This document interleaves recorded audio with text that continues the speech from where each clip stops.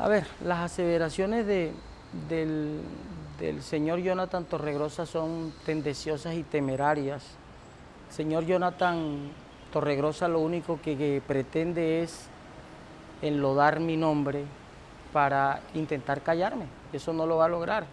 El señor Jonathan Torregrosa manifestó que él tenía una hoja de vida de mi hermana Caterine y puedo dar explicaciones reales de cómo llegó esa hoja de vida a manos de Jonathan Torregrosa. Sí, señor, efectivamente, pero eso tiene una explicación y me gustaría que el señor Jonathan Torregrosa mostrara de qué fecha le enviaron esa hoja de vida.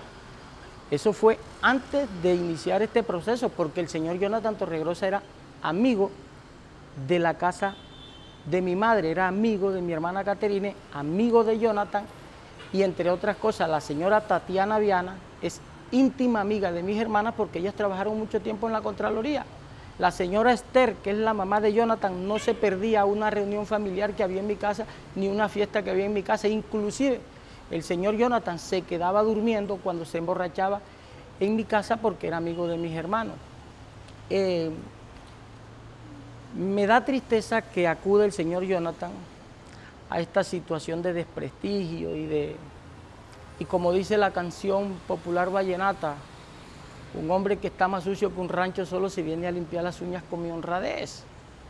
El señor Jonathan tiene que dedicarse única y exclusivamente a defenderse de las actividades ilegales que la Corte Suprema de Justicia logró detectar en interceptaciones lícitamente allegadas a la Corte.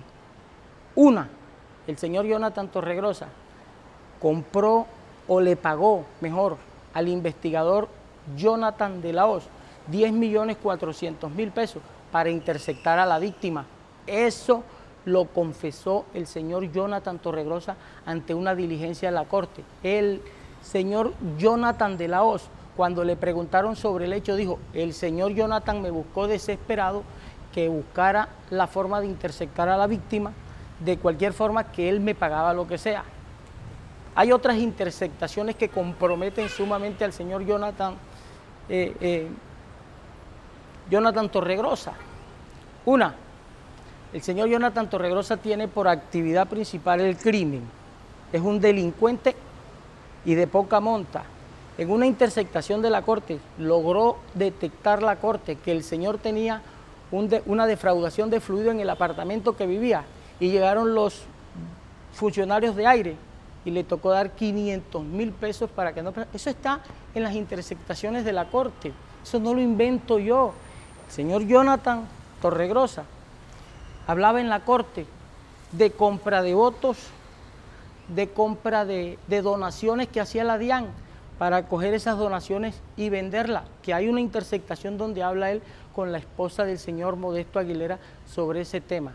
Yo no tengo nada en contra de personal del señor Modesto Aguilera, no es mi enemigo, pero eso sí, el señor tiene que responder ante la Corte como lo está haciendo por un acto que se les indica. Esto no es de más. El señor Jonathan creo que no tiene la suficiente moral para entrar a decir quién es delincuente o no es delincuente. El señor Jonathan es un bandido de profesión. Tiene que dar explicaciones del aumento de su patrimonio, porque cuando el señor Jonathan antes de entrar a la DDL no tenía ni una bicicleta, ahora anda en una flamante camioneta y se mudó para el norte de Barranquilla. ¿De dónde sacaste ese dinero? Aquí no hay fiscalía. Si aquí hubiese fiscalía, hubiese procuraduría, te aseguro que estuvieses preso en la cárcel Modelo. Los cafres como tú, única y exclusivamente, merecen estar en la cárcel Modelo. A mí no me vas a callar con tus injurias, con tus calumnias, con tus mentiras e intentar destruir mi nombre, porque todo el que me conoce sabe que yo soy un hombre probo y correcto.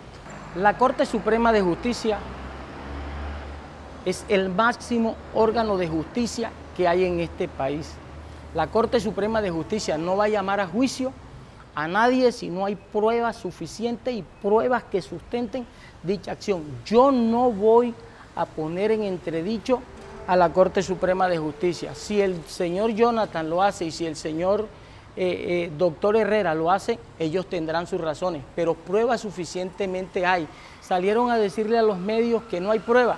Qué pena con ellos, no han leído el expediente. Yo del señor Jonathan no espero que lea nada porque la capacidad intelectual de él no da para mucho, pero el doctor Herrera dice que la víctima miente.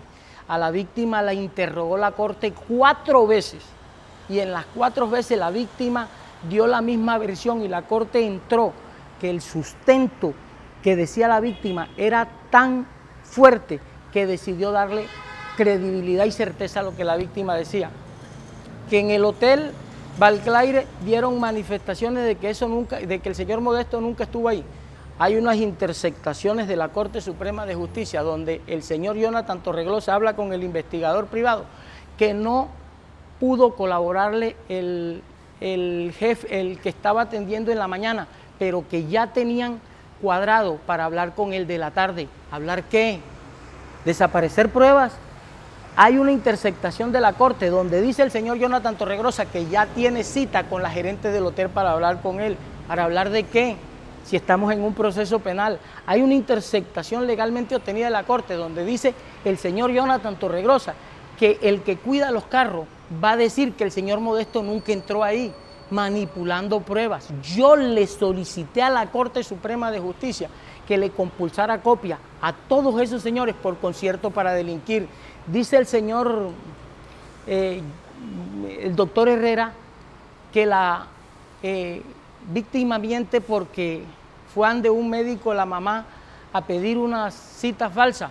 La mamá de Giselle Mejía Viana no hace parte del proceso. Le pregunté delante de la corte al señor Lofán, que se llama el centro médico, que si él tenía alguna duda o que si Giselle era menor de edad, y dijo que era menor de edad, y le dije, entonces, ¿por qué usted involucra lo que dice la mamá de Giselle con Giselle? Y no tuvo prueba. La señora que atendió a la hija de Giselle lo refutó y dijo que no era cierto. La señora, se me escapa el nombre en este momento, la que atendió a Giselle le dijo, sí señor, ella me manifestó que había tenido un problema con un político, con un concejal, y había sido una agresión sexual, y yo inmediatamente dije, esto no hace parte mío porque yo soy pedagoga, necesitas otro tipo de tratamiento.